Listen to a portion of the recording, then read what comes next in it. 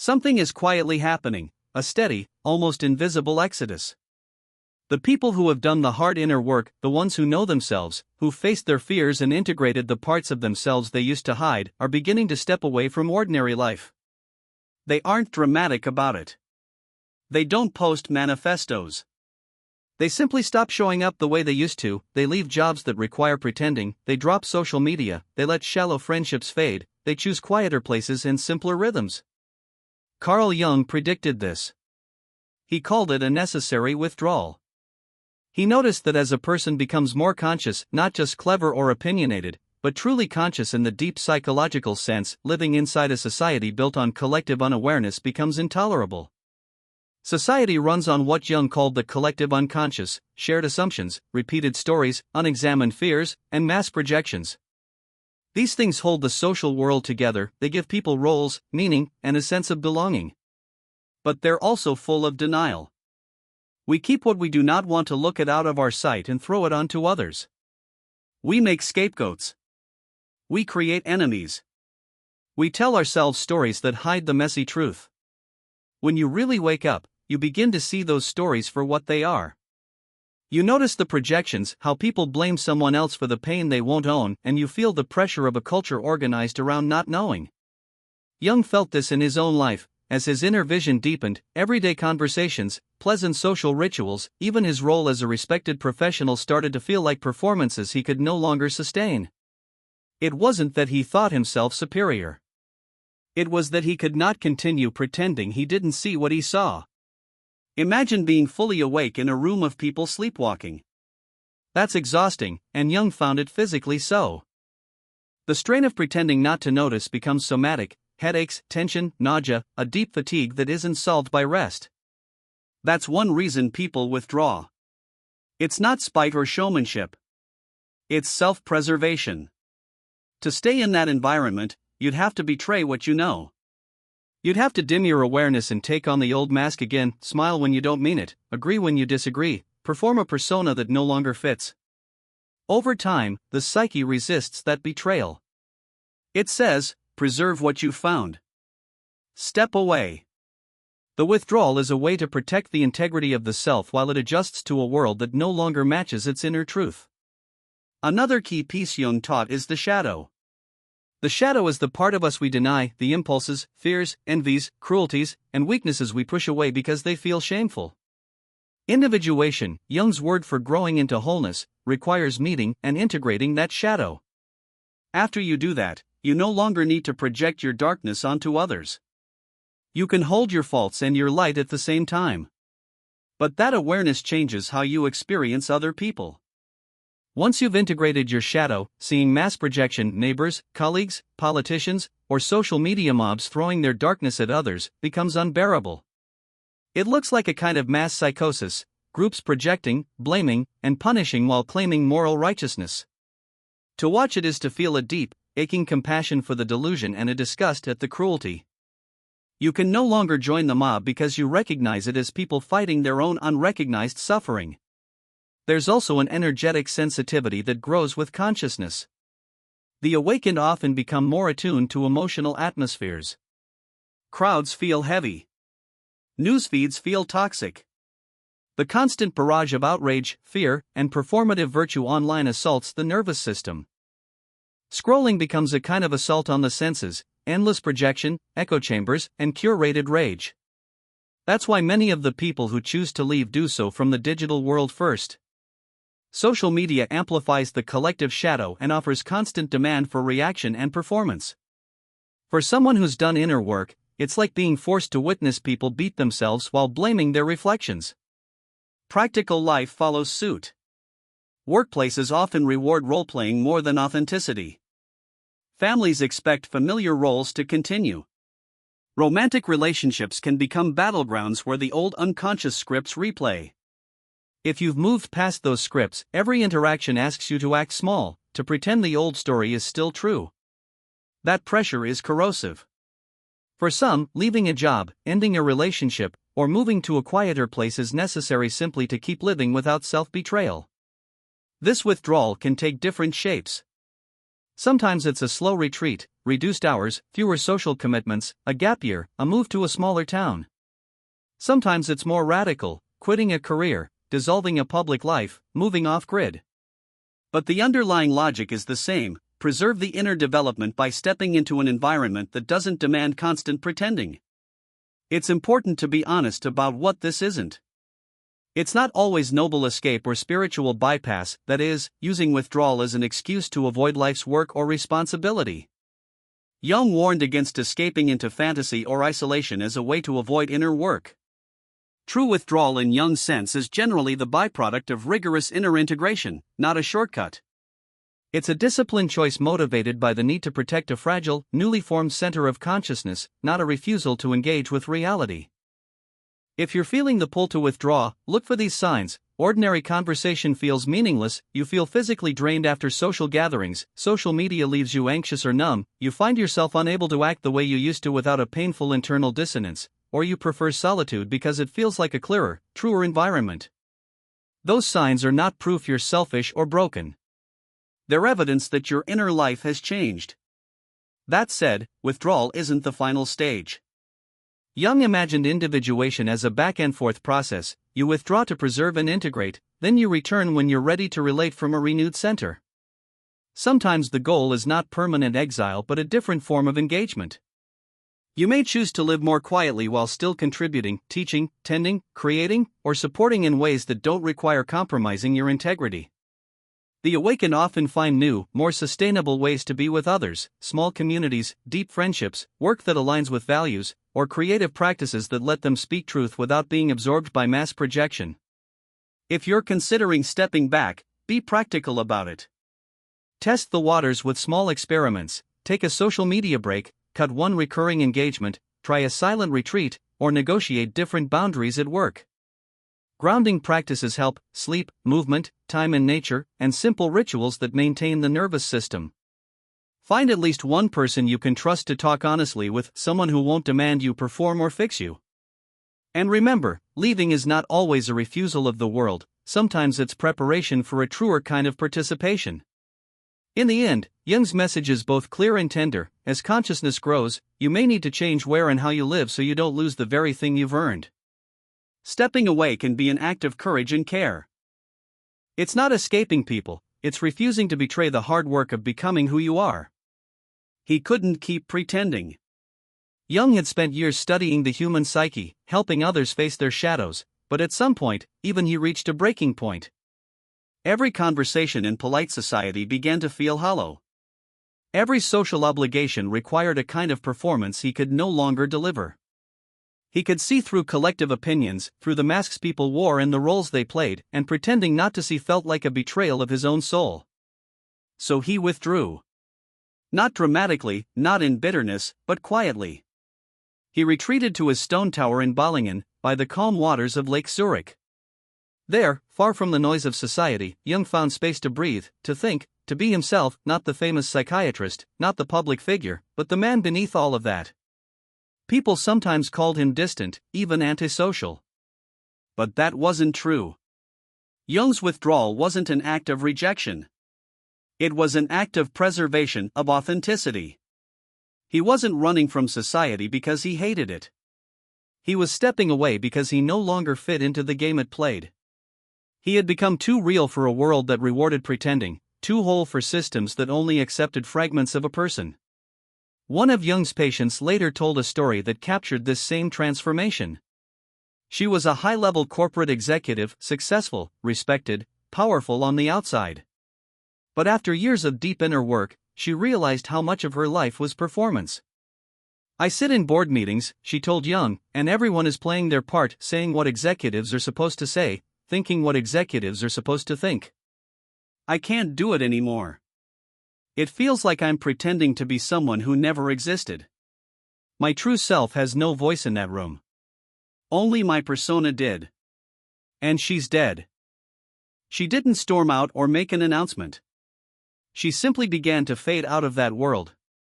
Over months, she transitioned out of her career, sold her apartment in the city, and moved to a quiet town by the sea. She found peace, not because she gave up, but because she finally stopped betraying herself. Her departure wasn't a failure, it was the natural result of success, the success of finding her authentic self. Jung began to notice that this pattern repeated everywhere. People who had truly awakened, who had integrated their shadow and developed real self-awareness, were quietly leaving the systems they once thrived in. They weren't quitting life. They were simply refusing to continue playing roles that demanded falseness. They were leaving careers that required masks, relationships that thrived on performance, and social circles where truth had no place. To the unawakened, this might look like avoidance or detachment. But Jung understood the deeper reason. Staying conscious in an unconscious environment is draining. It requires a tremendous amount of psychological energy. Most people never notice because they're still swimming with the current of collective behavior. But the conscious person is swimming against it, constantly resisting being pulled back into the sleep of conformity. Jung called this psychological labor, the invisible work conscious people must do to maintain their awareness among the unaware. It's the effort of filtering out projections, staying grounded amidst emotional chaos, maintaining boundaries with people who drain your energy, translating your depth into surface-level language so others can understand, and resisting the temptation to shrink just to fit in. Every social interaction becomes a subtle act of self-protection. Every conversation requires energy not to react, not to absorb others' pain, not to get pulled into their unconscious dramas. For those who are still asleep, this effort doesn't exist. They simply flow with the collective tide. But for the conscious, it's like swimming upstream in a river that never stops. Eventually, even the strongest swimmer has to stop fighting the current. You either get out of the water, or you drown. Jung began to see that many of his most conscious patients were physically suffering from this invisible strain. They came to him exhausted, depressed, chronically fatigued, not because they were broken, but because they were drained. He realized that what doctors often called nervous exhaustion or neurasthenia was often the result of maintaining awareness in a world that rewarded numbness. He once worked with a teacher, a deeply introspective woman who had spent years on her inner journey. Eventually, she developed severe chronic fatigue. Her medical tests came back normal, but she was barely able to get through a day. Through analysis, Jung helped her see what was really happening. She was burning enormous amounts of energy trying to stay conscious and compassionate in an environment, a school system, colleagues, even students, filled with unconscious patterns and emotional projections. She wasn't sick. She was depleted. Every day, her psyche was fighting against the tide of collective unconsciousness, processing not just her own emotions but the unprocessed energy of everyone around her. When she finally left teaching and moved to a small cabin surrounded by nature, her energy began to return within weeks. Not because she rested, but because she was no longer spending all her energy resisting the unconsciousness around her. This is why so many awakened people disappear into solitude, nature, or small conscious communities. They aren't running away from life. They're stepping into a space where their consciousness can survive. They understand that awareness is precious, that every interaction costs energy. And they refuse to waste that energy on conversations and environments that pull them backward. To them, being alone isn't isolation. It's oxygen. Jung recognized this as an archetypal process, something every individuating soul must pass through. He called it the hermit phase. It's not permanent exile, but a necessary retreat. The psyche needs solitude to integrate what society would otherwise fragment. The hermit archetype isn't about rejecting humanity, it's about giving yourself the conditions to evolve without interference. When you're transforming at the deepest level, you need distance from the noise of others' projections. You need silence to hear your own voice again. You need space to piece together who you've become. Jung's own years at Bollingen were not a luxury or a retreat, they were survival. The tower by the lake was a sanctuary for his soul, a place where he could reconnect with nature and the unconscious on his own terms. There, he carved stones with his own hands, read ancient texts, and allowed his psyche to unfold naturally, without the pressure of performing for the collective. He wasn't hiding from the world. He was returning to his own center, the place within that society had made him forget. And that's exactly what's happening to many people now. The most conscious among us are quietly withdrawing, not because they've given up on the world, but because they've outgrown it. They're no longer willing to dim their light to fit in. They're no longer able to fake connection in places built on illusion. Their disappearance isn't a tragedy. It's a transformation, a return to truth in a world that's forgotten what truth feels like. They're not disappearing because they're weak or antisocial. They're following an archetypal pattern that individuation requires. The hermit phase is when the shadow integrates without social pressure to repress it. The self emerges without persona demands. Inner wisdom develops without outer noise. Psychological transformation completes without interruption. But here's what Jung emphasized. The hermit phase isn't escape. It's preparation. The awakened person withdraws not to abandon society, but to develop something society needs. They're gestating wisdom, integrating truth, becoming what Jung called aquarium fish. Beings who've adapted to depths others can't reach. One of Jung's aliens, a philosopher, disappeared from academic life for 3 years. Everyone thought he'd had a breakdown. He'd had a breakthrough.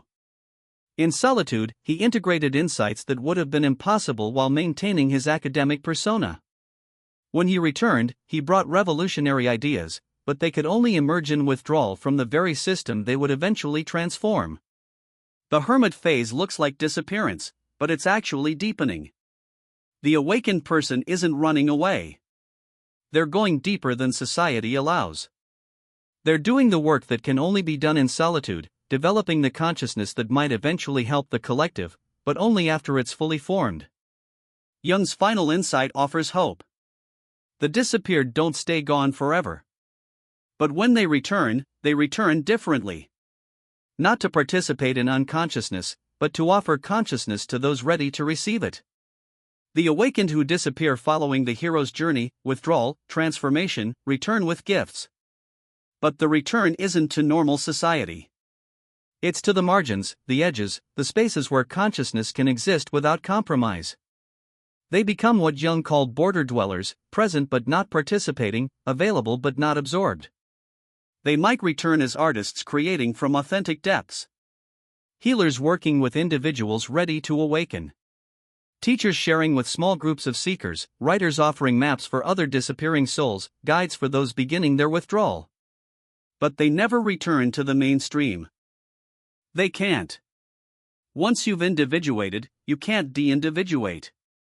Once you become conscious, you can't pretend unconsciousness.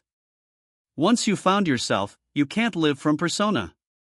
Jung observed this pattern repeatedly. His patients who fully individuated rarely returned to their previous lives. They created new ones, simpler, quieter, more authentic. They found ways to contribute without sacrificing consciousness. They learned to give without being consumed. One patient, a therapist who disappeared for 2 years, returned not to traditional practice, but to working with a small group of individuals going through spiritual emergency. She couldn't do general therapy anymore, only work with those experiencing what she'd experienced. Her practice was tiny but profound. She was invisible to mainstream society, but a lifeline to those awakening. This is the model. Awakened people disappearing from mass society but reappearing in conscious pockets. Creating parallel structures, building alternatives, offering depth to those seeking it while remaining invisible to those who aren't. Jung believed this was evolution in action. Not everyone awakens simultaneously. The pioneers disappear first, create new spaces, then become beacons for the next wave. What looks like abandonment is actually architecture. Building the structures that will support collective awakening when it's ready. Let me synthesize Jung's complete picture of why spiritually awake people are disappearing. They can no longer tolerate the collective shadow that unconscious society projects. Their authentic self can't perform the persona that society demands. The energy required to maintain consciousness in unconscious spaces becomes unsustainable. They enter the necessary hermit phase that individuation requires. They eventually return, but only to conscious edges, not unconscious centers. This disappearance isn't failure.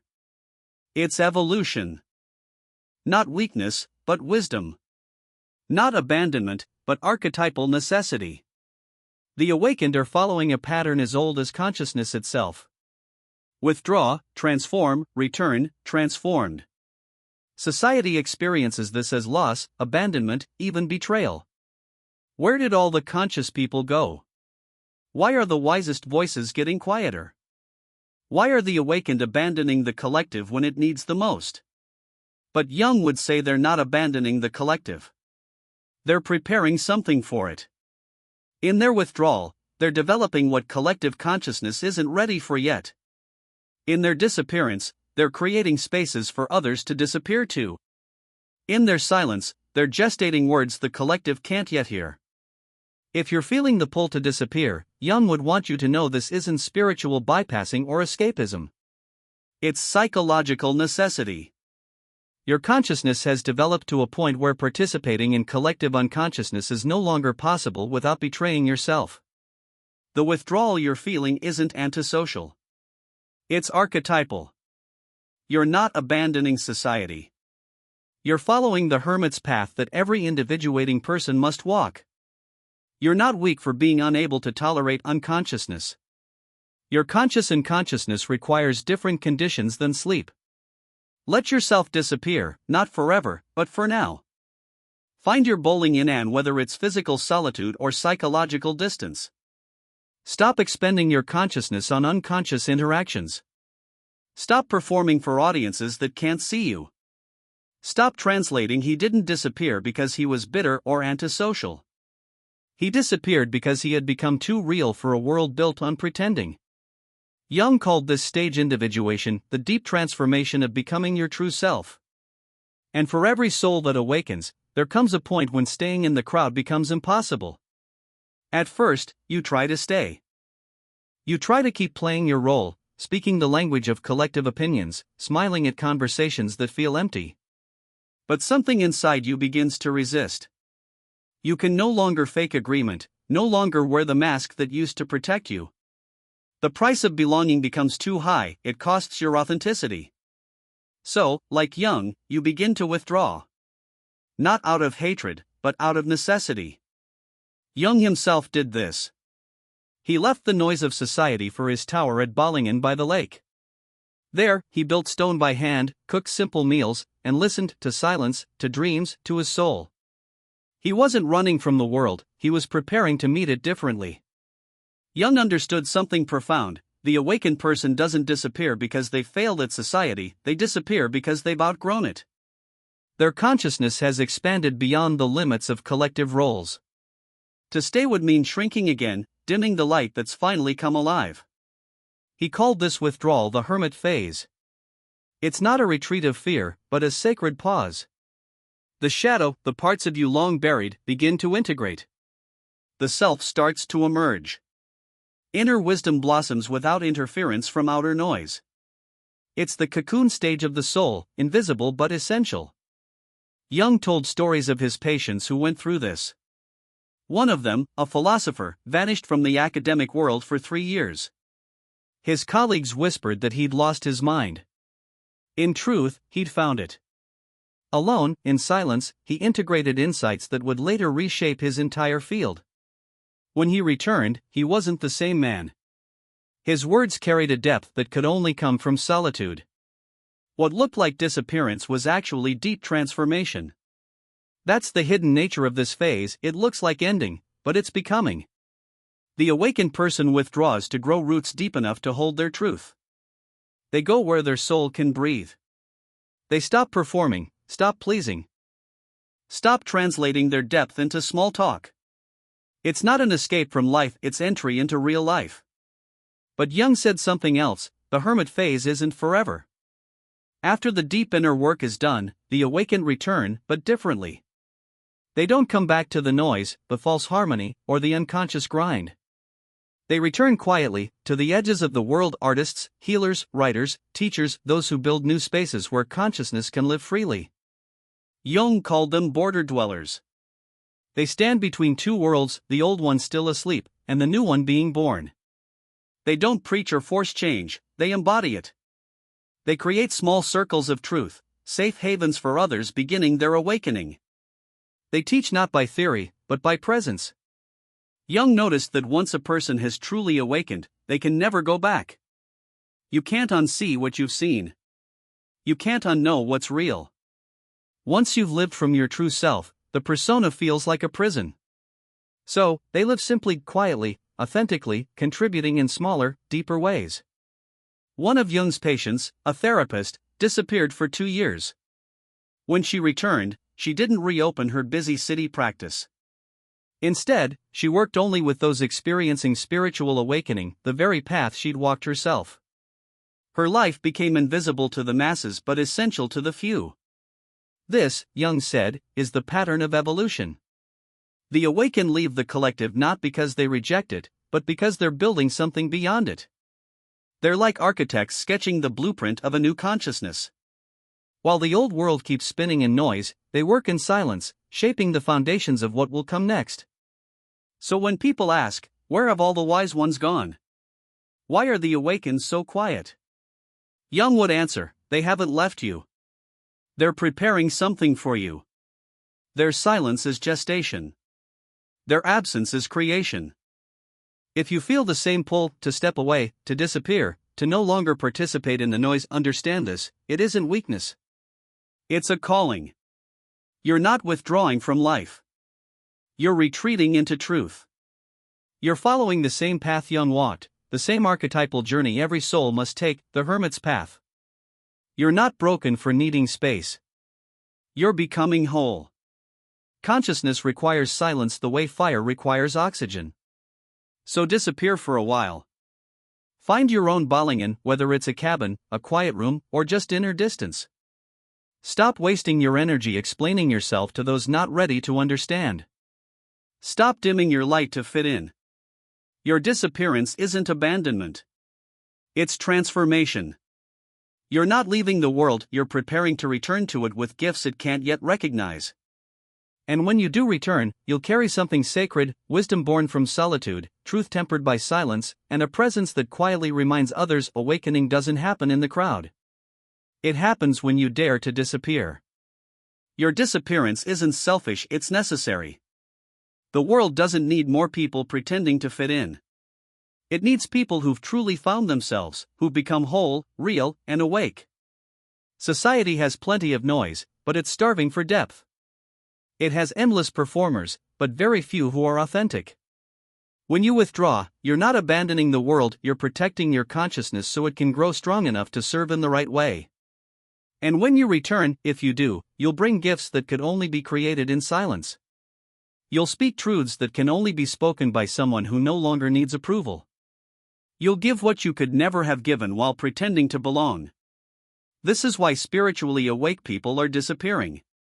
It's not because they hate the world, it's because they love truth, love consciousness, love authenticity.